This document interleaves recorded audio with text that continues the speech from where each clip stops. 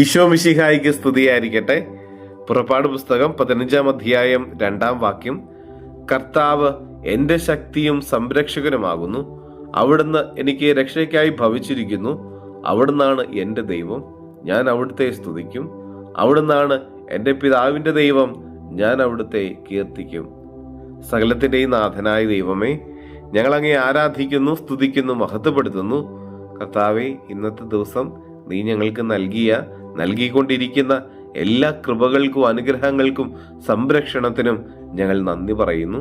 ഞങ്ങളെയും ഞങ്ങളുടെ കുടുംബത്തെയും ഞങ്ങളുടെ കൂടെയുള്ളവരെയും ഞങ്ങൾ നിരവധിയായിട്ടുള്ള ആഗ്രഹങ്ങളും പ്രതീക്ഷകളും സ്വപ്നങ്ങളും പദ്ധതികളും ഞങ്ങളുടെ ഉത്കണ്ഠകളും രോഗങ്ങളും സഹനങ്ങളും പ്രതിസന്ധികളും എല്ലാം അങ്ങയുടെ കരങ്ങളിലേക്ക് ഞങ്ങൾ സമർപ്പിക്കുന്നു. ഈശോയെ, നീയാണ് ഞങ്ങളുടെ സംരക്ഷകൻ.